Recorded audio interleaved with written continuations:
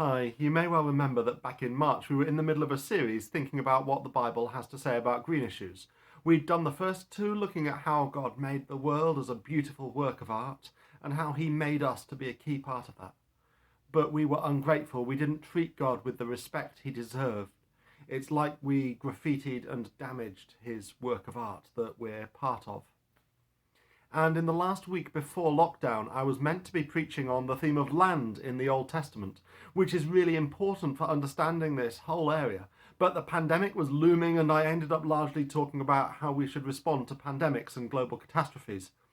This is the sermon I would have preached back then if it hadn't been for the pandemic hitting when it did. I wonder if you ever come across David Goodhart's distinction between somewheres and anywheres. Somewheres are apparently about 40% of the population, folk who have deep roots in one particular place and are usually pretty near where they grew up. If you ask someone if they're from round here and they say, "Oh no, I grew up in Sneinton," chances are they're a somewhere. Anywheres, by contrast, are about 20% of the population. They could literally be from anywhere, it doesn't really matter. For what it's worth, I'm an anywhere. My parents moved around a fair bit because of my dad's work. I went to primary school in Birkenhead, but I can't name a single person who lives there anymore. I went to secondary school in Stockport, but I'm only in touch with a dozen or so people there, and none of them regularly. There are places I've lived in the past, but I don't really have roots in any of them. So 40% somewheres, 20% anywheres, the other 40% of the population are somewhere in between the two. And this idea of somewheres and anywheres is a really interesting lens to read the Bible through, because it turns out that the idea of land and place is one of the big and often ignored themes in the Bible. It's mentioned over 2,000 times in the Old Testament and over 250 times in the New Testament. And as we saw back in March, people were created out of the ground in the Bible story. Adam was named after the Adama, the dust. He was literally called Dusty. Abraham was a bit of an anywhere. He started out in Ur, modern Iraq, and he went via Haran to the area around Hebron, which is modern Nablus in Palestine, with forays into Egypt and Gaza. He was an anywhere who literally lived in a tent, but God called him to be a somewhere. God makes 46 promises to Abraham in Genesis. 29 of them are mainly about land, and another 11 mention it. When Abraham's descendants, the nation of Israel, came out of Egypt, they travelled to the promised land and settle in it. In the second half of Joshua, God makes them all somewheres. God divides the promised land up into little bits, and he gives one little bit to each family to be theirs in perpetuity. Actually, it's a perpetual leasehold. It's clear the land belongs to God, but he gives each family the right to live on that bit of land and to farm it.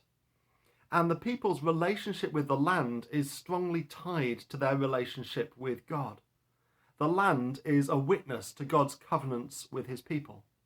The land is the place where God blessed them. The land is where he made promises to them. The land is where they're meant to seek God and find him. The land is seen in the Bible as an agent of God's blessing and curse. If they obey God, then the land will prosper and them with it. But if they don't, you get verses like Leviticus 18:28. If you defile the land, it will vomit you out, as I vomited out the nations that were before you. But more than that, how we look after the land is part of how we follow God. Here's Numbers 35:33, for example. Do not pollute the land where you are. Bloodshed pollutes the land. Now, often people look at that kind of verse and say, what they're really interested in is how we act towards others, don't shed blood. But think about it. In that verse, God is saying that shedding blood is bad because it's the same as polluting the ground. Let's put it the other way around. Polluting the ground is like maiming someone on it. We've often lost that perspective, haven't we? Or Deuteronomy 22:6-7. If you come across a bird's nest and the mother is sitting on the young or on the eggs, do not take the mother with the young. Be sure to let the mother go, that it may go well with you and you may have a long life. What's going on there? What was the point of that rule?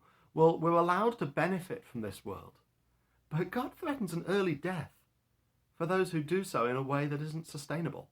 in a way that takes the mother away with the eggs. Or take the Sabbath rules that give working animals a full day off and let them feed while working.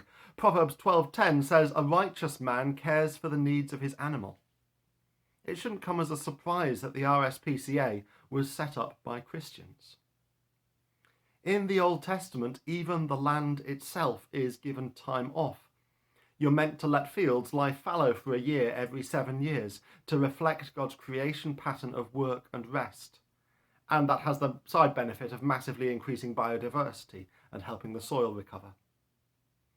And throughout the Old Testament, the picture of how God's people are commanded to use their land is a lot closer to what we'd now call organic farming than to industrial farming. But there's the flip side too, that caring for the land well involves living rightly on the land. The people's relationship with the land in the Old Testament is closely tied to their relationship with God. And so when they consistently ignore God and turn away from him, his ultimate reaction is that they're driven out of the land. They're exiled to Babylon.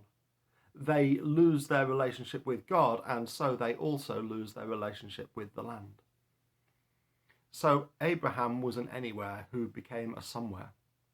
Moses was an anywhere, but since the time of Joshua, all the people had been somewheres. They'd all had strong roots in the land. They all had their village which they were from. Then they lost their homeland. And this is the huge shock of Jeremiah 29. The passage that we had read earlier is a letter to the exiles from God via Jeremiah. The people reading it are living away from the promised land. Their families had been in that place for 500 years and they aren't in their home anymore. And what Jeremiah says is that they should live in their foreign lands as if it's their homeland. They should treat the rest of the world like they were meant to treat the promised land. I'll just read verses 5 to 7. Build houses and settle down, plant gardens and eat what they produce. Marry and have sons and daughters, find wives for your sons and give your daughters in marriage, so that they too may have sons and daughters. Increase in number there, do not decrease. Also seek the peace and prosperity of the city to which I have carried you into exile. Pray to the Lord for it, because if it prospers, you too will prosper.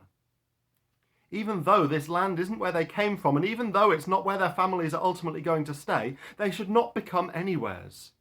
They should put down roots in the places God has called them to be in now. And the same goes for us. I'm not from Nottingham originally. It's not my ultimate home. That is in the new heavens and the new earth, as we'll see in a few weeks' time. But I am called to put down roots here, to become a somewhere in the place where I am. Dave Bookless thinks through what it means to be a person of the land in his book Planetwise. He uses the acronym WORSHIP. W is for wonder at creation, looking at the amazing things that God has made and praising him for them. O is for openness to God speaking. In the past, God spoke in Israel, but this is the place he speaks to us now. This is the place we can come to know God better. This is the place he calls us to follow him in.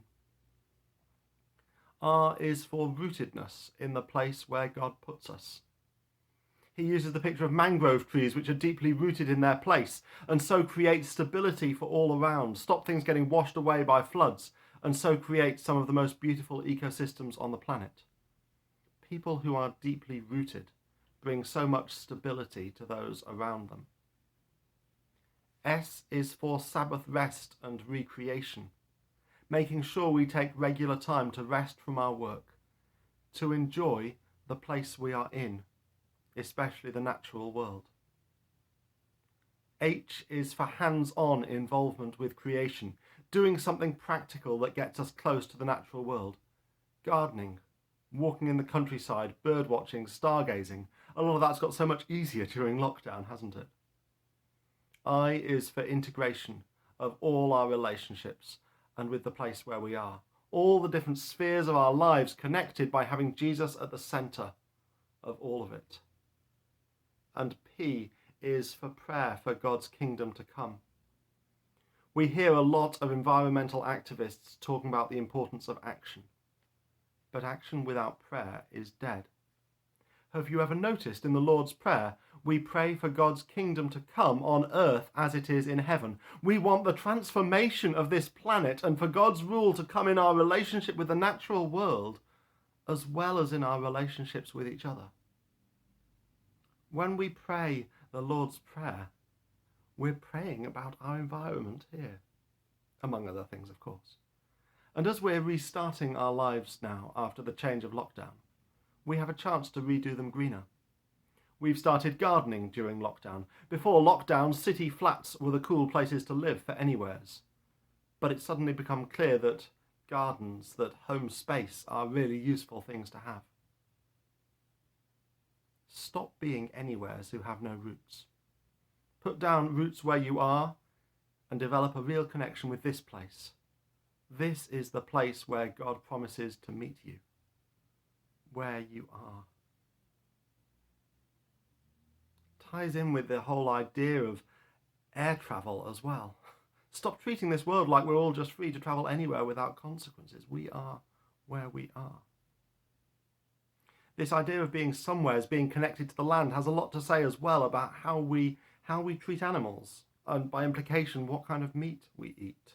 If we treat animals with respect as sharers in this breath of life that we have, as sharers in this place where we live, then we're going to want to eat meat from sources that treat animals rightly, rather than just treat them as disposable factory commodities.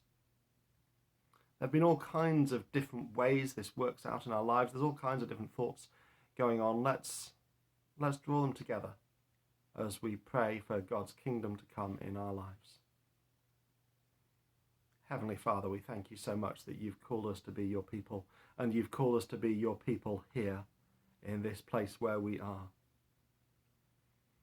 Father, help us not to be anywheres disconnected from the place you've put us. Father, but help us to be able to put down roots here. Father, help us to treat this world you have given us with respect. Help us to seek to use it sustainably. Father, help us to see what choices we need to make about our lifestyles to enable us to live in the place you've given us, and to do it in a way that treats your creation as the wonderful thing that you have made, that treats animals and plants and places with respect. I pray this in Jesus' name and for his sake.